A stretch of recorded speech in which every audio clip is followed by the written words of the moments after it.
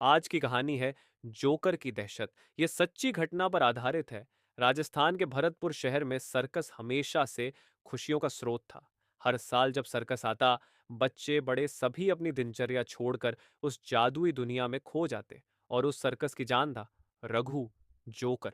लेकिन रघु कोई साधारण जोकर नहीं था। उसकी मासूम मुस्कान और अदाओं के पीछे एक गहरा रहस्य छिपा हुआ था। एक ऐसा दर्द जिसे किसी ने कभी देखा नहीं था। रघु जोकर नहीं बनना चाहता था, लेकिन उसकी जिंदगी में खुशी की कोई जगह नहीं थी। उसकी हंसी के पीछे छिपे आंसू किसी ने नहीं देखे। लोग उसकी मजाकिया हरकतों पर हंसते, लेकिन रघु का दिल अंदर से टूटा हुआ था। उसने इस पेशे को इसलिए चुना ताकि वह अपने दर्द को हंसी के पीछे छिपा सके। लेकिन वह दर्द धीरे धीरे उसके अंदर एक जहरीली आग की तरह फैल रहा था। सर्कस के लोग रघु का मजाक उड़ाते थे। उसे हमेशा हंसी मजाक का पात्र बना दिया जाता था, और उसकी भावनाओं की कोई कदर नहीं थी। हर रात जब सर्कस खत्म होता, वह अपने छोटे से तंबू में जाकर अकेला बैठता।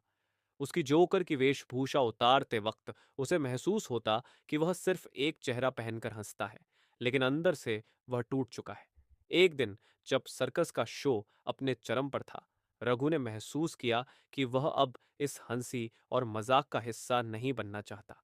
शो के बीच में ही उसने अचानक रुककर अपनी जोकर की वेशभूषा को फाड़ दिया।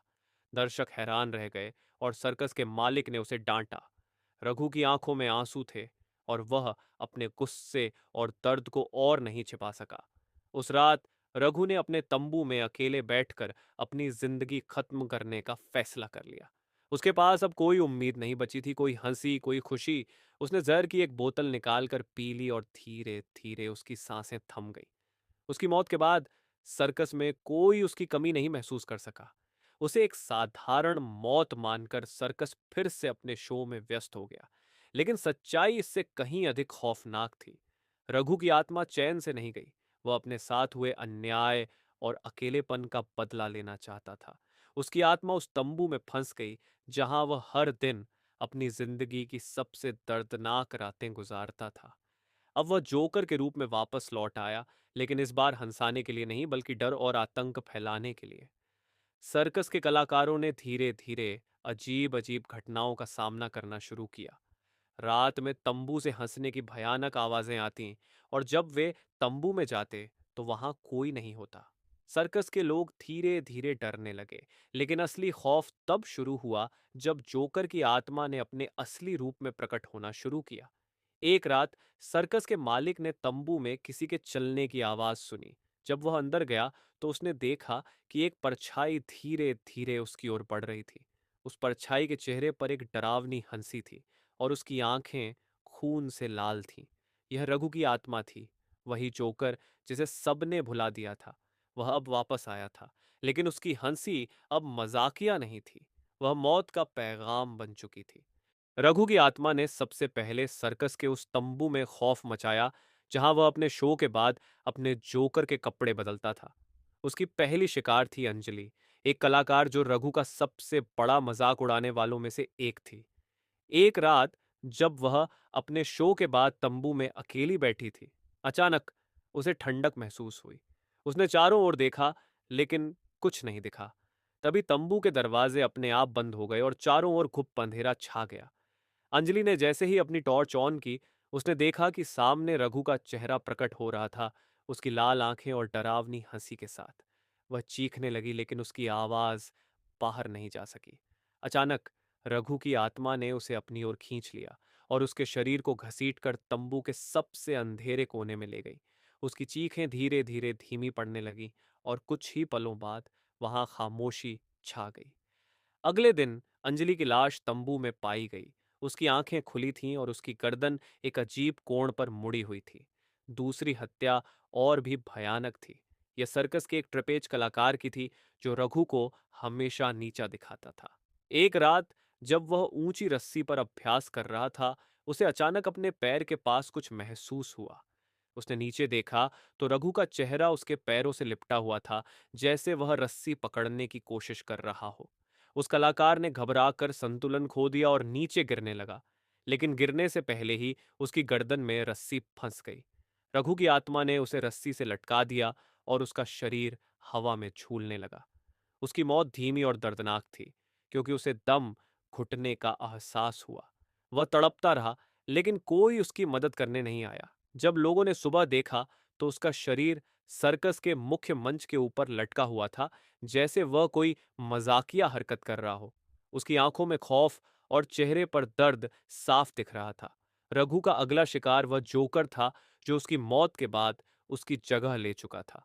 वह हर समय मजाक करता और रघु की पुरानी हरकतों की नकल करता था। एक रात, जब वह अपने जोकर के मेकअप को उतार रहा था, उसने अपने आईने में कुछ अजीब देखा। आईने में उसकी अपनी परछाई के साथ रघु का चेहरा भी था, जो उसे घूर रहा था और धीरे धीरे हंस रहा था। वह जोकर डर के मारे कुर्सी से गिर पड़ा और अचानक आईने से एक हाथ निकलकर उसकी गर्दन पकड़ लिया। उसके गले से चीख निकलने की कोशिश हुई, लेकिन वह दब गई। रघु की आत्मा ने उसके शरीर को कुर्सी पर ही जकड़ लिया और उसकी गर्दन धीरे धीरे मुड़ने लगी। उसका पूरा शरीर मरोड़ खा गया और वह वहीं कुर्सी पर मरा पड़ा मिला। सबसे खौफनाक बात यह थी कि उसके चेहरे पर एक विकृत हंसी थी, जैसे उसकी मौत हंसते हुए हुई हो। सर्कस के बाकी लोग उस जोकर का चेहरा देखकर सदमे में थे। दोस्तों, आप वीडियो देखते हैं पर हमारे चैनल को सब्सक्राइब नहीं करते, कृपया आपसे निवेदन है कि आप हमारे चैनल को सब्सक्राइब करें। रघु की आत्मा का अंतिम शिकार सर्कस का मालिक था, जिसने उसकी मौत के बाद भी उसके प्रति कोई सहानुभूति नहीं दिखाई थी। एक रात जब वह अकेला अपने ऑफिस में बैठा था, उसने अपने सामने टेबल पर एक पुरानी जोकर की टोपी देखी। वह चौंक गया, क्योंकि वह रघु की टोपी थी, जिसे उसने उसकी मौत के बाद जला दिया था। अचानक कमरे की लाइटें बंद हो गईं और कमरे में रघु की हंसी गूंजने लगी। मालिक ने बाहर भागने की कोशिश की, लेकिन दरवाजे अपने आप बंद हो गए। उसकी कुर्सी अचानक जोर जोर से हिलने लगी और उसने महसूस किया कि कोई अदृश्य ताकत उसे कुर्सी से बांध रही है। उसकी आंखों के सामने रघु का चेहरा उभर आया और उसकी हंसी इतनी भयानक थी कि मालिक का दिल डर से थम गया। उसकी आंखें खुली की खुली रह गईं और उसकी मौत एक पल में हो गई। जब लोग उसे ढूंढने आए, तो वह अपनी कुर्सी पर मरा पड़ा था। उसकी गर्दन पीछे की ओर झुकी हुई थी और उसके चेहरे पर रघु की टोपी रखी हुई थी। रघु की आत्मा ने सर्कस के हर कोने को अपने आतंक का हिस्सा बना लिया। उसकी खौफनाक हंसी हर रात सुनाई देने लगी और सर्कस में आने वाले लोग धीरे धीरे गायब होने लगे। लोग बताते थे कि उन्होंने एक जोकर को हंसते हुए देखा, लेकिन जब वे करीब गए तो वह गायब हो गया।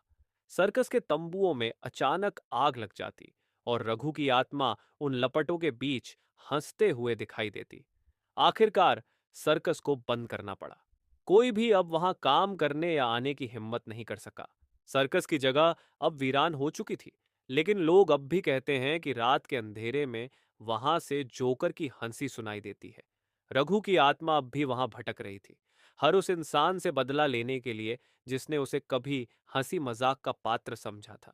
आखिर क्या हुआ जोकर का जानने के लिए हमारे चैनल को सब्सक्राइब करें, वीडियो को लाइक करें और दोस्तों के साथ शेयर करें।